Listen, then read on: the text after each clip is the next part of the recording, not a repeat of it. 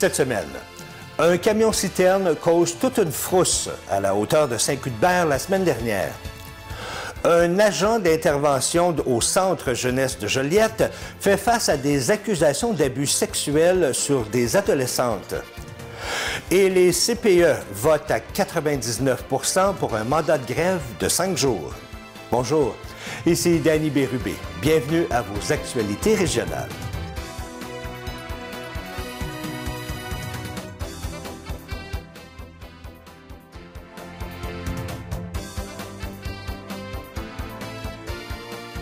Bonjour à vous. J'espère que vous allez bien. Bienvenue à votre bulletin de la semaine du 11 novembre 2024. Le conducteur d'un camion-citerne a causé toute une frousse jeudi de la semaine dernière puisque son véhicule s'est retrouvé dans un fossé alors qu'il circulait sur l'autoroute 40 à la hauteur de Saint-Cuthbert. Le tout a commencé alors que le camion circulant en direction ouest a traversé le terre-plein ainsi que les deux voies du chemin opposé avant de terminer sa course dans un fossé. Toutefois, aucune collision avec un autre véhicule n'a été rapportée. Le conducteur n'a pas été blessé. La raison expliquant la déviation du camion demeure inconnue, mais une enquête tentera d'expliquer les circonstances de cet événement. Et au cours de la même journée, vers les 13h45, un face-à-face est survenu entre une fourgonnette et un camion de type pick-up circulant sur la route 348 à la hauteur du 1203e rang à Saint-Gabriel-de-Brandon. 2 personnes ont subi des blessures mineures, tandis qu'une autre a été blessée plus gravement. Ils ont été évalués et transportés au centre hospitalier selon leur cas. La collision pourrait être due à une manœuvre de dépassement. Un accident de la route est survenu ce lundi matin vers les 7h45 sur la route 131 à Saint-Félix-de-Valois, au coin du chemin Barrette. Les seules informations que nous avons pu obtenir de la Sûreté du Québec au moment d'enregistrer ce bulletin, c'est qu'un camion s'est retrouvé sur le côté pour une raison encore inconnue. Une camionnette a été heurtée au passage du camion. Heureusement, aucune personne n'a été blessée dans cet accident et aucun bâtiment endommagé. Un chemin de détour a dû être mis en place le temps de remorquer les véhicules. Mick Henson Julmis, un agent d'intervention au Centre jeunesse de Joliette, se retrouve dans l'eau chaude alors qu'il fait face à des accusations d'abus sexuels sur 3 adolescentes dont il avait la garde. Selon TVA Nouvelles, il est notamment accusé d'agression sexuelle et d'attouchement sexuel sur une adolescente de 17 ans. Le père de famille de 36 ans aurait également incité 2 autres adolescentes de 16 et 17 ans à commettre des actes sur elle-même ainsi que sur sa personne entre le 21 juin et le 30 juillet, alors qu'il se trouvait en position d'autorité. Julmis fait face à un total de 4 accusations.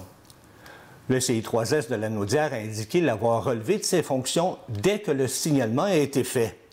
Le principal intéressé clame son innocence en affirmant que cette histoire est inventée. Ce dossier reviendra devant la Cour le 13 décembre prochain. Les travailleuses en centre de la petite enfance ont voté à 99 % en faveur d'une banque de grève de 5 jours à utiliser au moment jugé opportun. Ce vote confirme la détermination des travailleuses à obtenir des améliorations notables de leurs conditions de travail. Les travailleuses lancent ainsi un message clair au gouvernement de la Coalition Avenir Québec qui leur demande d'importants reculs en guise de solution à la pénurie de main-d'œuvre. Selon Mme Jessie Rouleau, présidente du syndicat des travailleuses en service de garde de Lanaudière, les CPE de la région peinent à conserver leurs travailleuses et en attirer de nouvelles. À l'heure actuelle, le gouvernement offre des salaires bien en dessous de ceux versés dans le secteur public, et ce, pour tous les titres d'emploi. Ces reculs ne feront qu'accélérer l'exode des travailleuses. En 2021, la CAQ estimait avoir besoin près de 18 000 travailleuses pour pouvoir créer 37 000 nouvelles places subventionnées au 31 mars 2025. Le gouvernement s'engageait ainsi à ce que chaque enfant puisse avoir une place en service de garde éducatif à l'enfance. En date du 31 juillet dernier, bien plus de 34 000 enfants étaient toujours sur la liste d'attente. Actuellement, l'augmentation du nombre d'éducatrices se fait en grande partie par le recrutement de personnel non qualifié qui doit se débrouiller sans avoir tous les outils en poche. Cette pratique se traduit par des problèmes de qualité des services, comme le soulignait la vérificatrice générale dans son rapport publié en mai. Pour leur part, les travailleuses en place qui sont dûment formées doivent prendre les bouchées doubles. Jeudi de la semaine dernière, le Filgo de Saint-Félix-de-Valois, cette société québécoise chef de file dans la distribution et l'offre du détail d'énergie, a accueilli le premier wagon de propane vert au Québec. Ce produit sera par la suite transféré et utilisé dans la région de Trois-Rivières, le tout assuré par l'entreprise Filgo pour le compte de l'Association québécoise du propane. Covris Coopérative, un producteur agricole, l'utilisera pour ses opérations de séchage de grains, étant donné que c'est un secteur difficilement électrifiable. L'objectif de cette initiative est de tester la performance énergétique et environnementale du propane vert.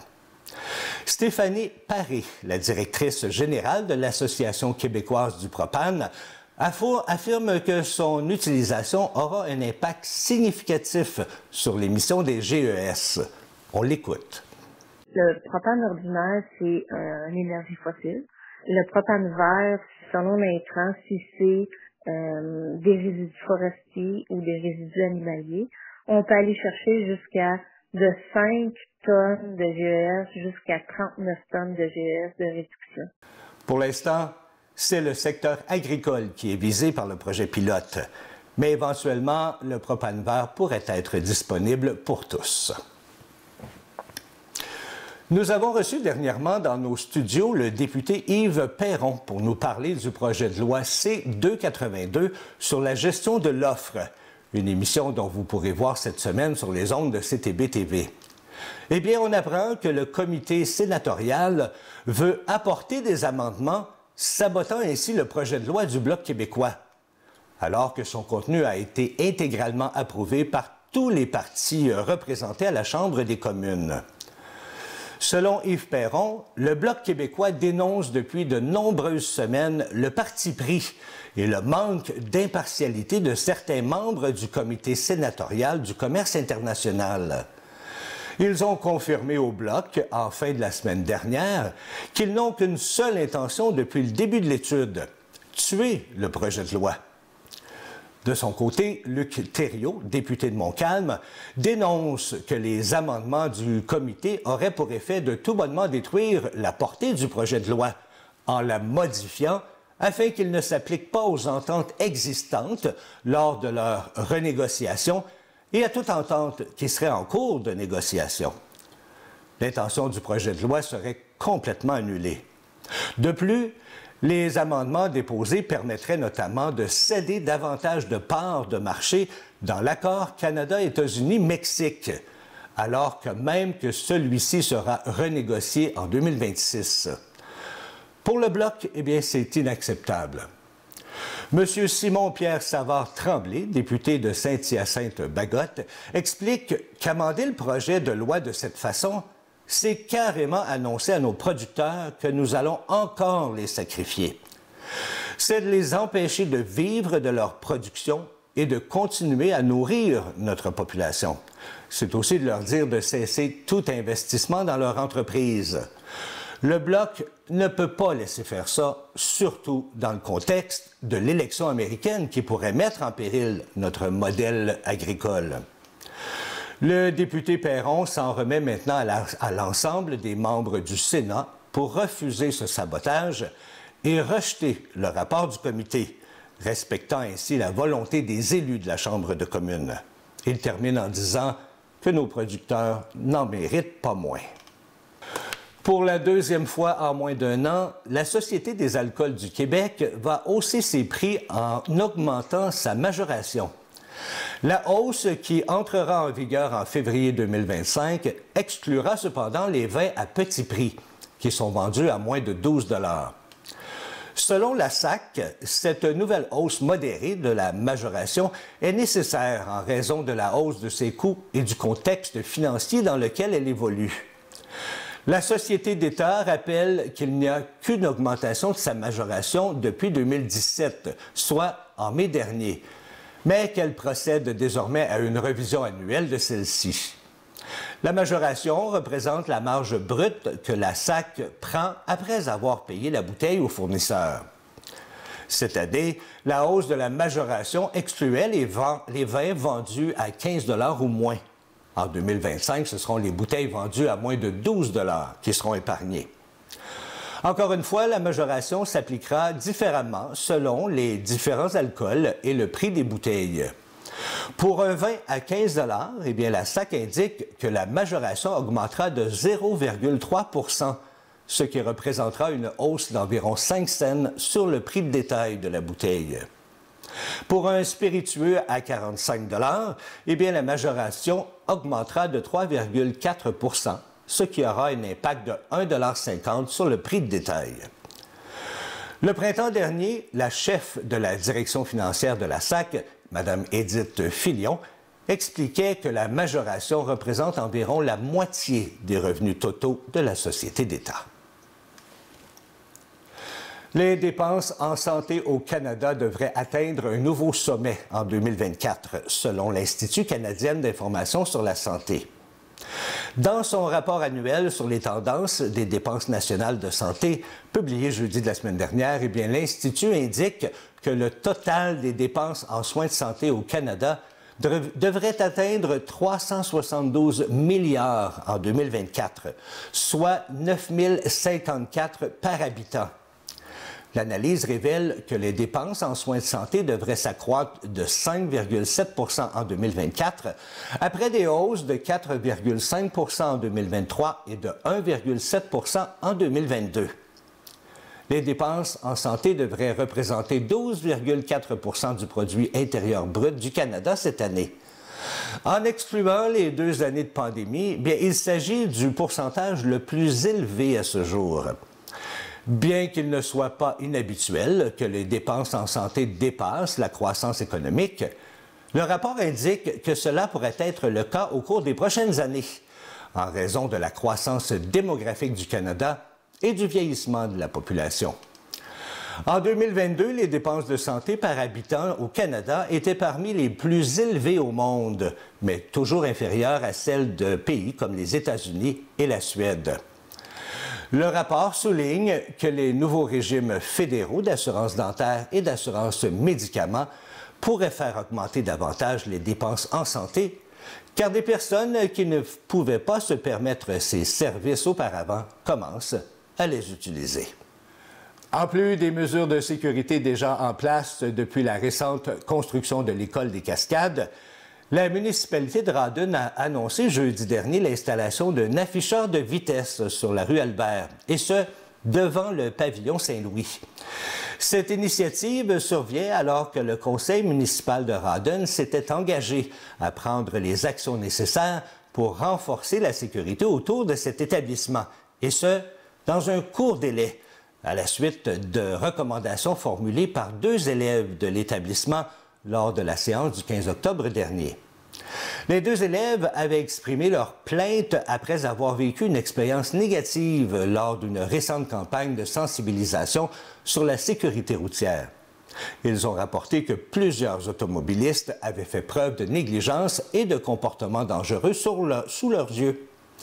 C'est donc dans ce contexte que le radar pédagogique a été installé afin de sensibiliser les automobilistes à ralentir dans cette zone scolaire. Cette mesure s'ajoute à la présence d'une brigadière près d'une intersection très achalandée aux heures de pointe et un 2e brigadier est également en place près du pavillon Sainte-Anne. Ces actions s'ajoutent aux changements entamés par la municipalité à la suite de la construction du pavillon Saint-Louis, tels que la revision et l'ajout de signalisation ainsi que le marquage de la chaussée. Le 1er novembre dernier, Saint-Félix-de-Valois a officiellement inauguré l'aménagement d'un agora de lecture derrière la bibliothèque municipale en présence d'Isabelle Perrault, préfète de la MRC de Matawini. Aménagé au cours de l'automne dernier et finalisé cet été, le projet a permis l'aménagement d'un magnifique espace de rencontre, de lecture, de repos, de jeux ou d'animation extérieure entre la bibliothèque et l'école primaire des Moulins. Ce projet s'incarne totalement dans les objectifs de la planification stratégique en développement durable, de la politique familiale, de la politique culturelle et de la démarche municipalité amie des aînés, en offrant un espace extérieur de socialisation libre d'accès. L'Agora de lecture représente un bel exemple de l'engagement de la MRC de Matawini à soutenir des projets qui renforcent le tissu social et enrichissent le cadre de vie de nos citoyens. La mairesse de Saint-Félix-de-Valois mentionne que c'est un ajout vraiment intéressant à l'accessibilité de la culture, étant donné la proximité de l'école primaire et du centre-ville. C'est un espace ouvert à tous qui favorise les rencontres, en plus de pouvoir être utilisé pour des animations et des événements. C'est avec enthousiasme que les organisateurs du marché de Noël de Joliette annoncent le grand retour du défilé du Père Noël de Joliette après 4 ans d'absence. Le samedi 30 novembre 2024, dès 13h, ce sera une édition renouvelée qui sera présentée à la population pour le plus grand plaisir des petits et des grands. Ce sont 8 chars allégoriques qui ont été sélectionnés cette année à l'occasion de la 18e édition du marché de Noël de Joliette. Un char allégorique sera d'ailleurs présenté en primeur lors de l'événement, alors vous serez donc les premiers à voir cette œuvre colorée et ludique. Une multitude de mascottes, de personnages, de marionnettes géantes et lutins animeront le défilé, semant la joie tout au long du parcours. Des troupes de danse également feront partie de la fête et plusieurs autres surprises sont également prévues. Donc, dès 13h, le défilé se mettra en marche à partir de la bibliothèque Rina-Lanier, puis tout au long du boulevard Manceau en direction de la place Bourget au centre-ville de Joliette. Vous pourrez vous stationner gratuitement dans tous les parcs de stationnement de la ville, dont l'entièreté se trouve à quelques pas du centre-ville où se tiendront les festivités. Toute la population est donc invitée à prendre part au défilé du samedi 30 novembre dès 13h, puis ensuite visiter le marché de Noël de Joliette qui se tiendra du jeudi 28 novembre à 11h au lundi 23 décembre à 17h. Le 5 novembre, la Fondation pour la santé du Nord de la Naudière a lancé son nouvel événement Lumière.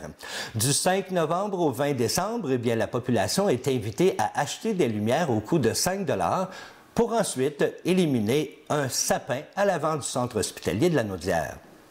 La grande illumination se fera le 3 décembre à 16h. À la suite de cet événement, il sera toujours possible de se procurer des lumières pour faire grandir le projet. Les profits amassés permettront le réaménagement complet de la salle d'attente de la clinique externe de pédiatrie au CHDL. Opération Nez Rouge, eh oui, il est de retour et il est également à la recherche de bénévoles pour sa 41e campagne qui aura lieu du 29 novembre au 31 décembre. Les bénévoles accompagneront des personnes qui auront des facultés affaiblies par l'alcool, la drogue ou encore simplement par la fatigue afin de terminer la soirée en toute sécurité. Opération Nez Rouge, Joliette de la Naudière offrira cette année ses services dans près de 40 villes et villages de la région.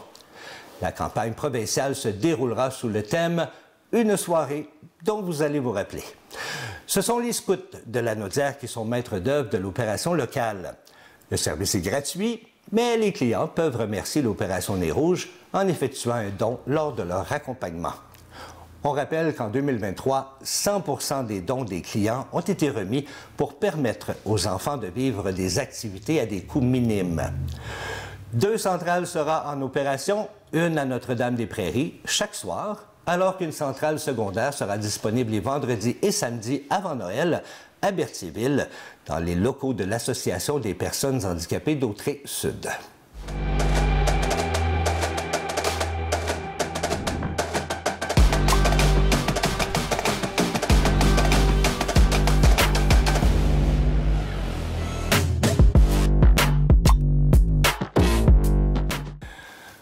En fin de semaine dernière, eh bien, nos Loups jouaient du côté de Sainte-Adèle à l'aréna du centre sportif Pays d'en Haut et ont dû malheureusement essuyer une défaite de 5-4 contre les HCBC, malgré une partie des plus excitantes. Après la première période, eh bien, le pointage était de 2-1 pour les Loups. Les HCBC ont repris les devants en deuxième période en marquant 2 buts. Et en troisième période, eh bien, le pointage s'est terminé sur un même pied d'égalité 4-4. Mais c'est en prolongation que le numéro 3 des HCBC, Justin Vanier-Guénette, a marqué le point final pour donner la victoire à son équipe au pointage de 5-4. La prochaine partie des Loups aura lieu le samedi 16 novembre prochain à l'aréna Martin-Brodeur contre les Monkeys de Montréal. Voilà, c'est ce qui complète vos actualités régionales. Si vous avez été témoin d'une nouvelle, alors faites-nous le savoir en nous écrivant ici à CTB TV. Cette semaine, ne manquez surtout pas l'émission Une voix pour ta voix, où l'on reçoit de magnifiques voix lors de notre grand concours de chant qu'on a lancé partout au Québec. C'était Danny Bérubé pour vos actualités régionales. Je vous souhaite une agréable fin de journée.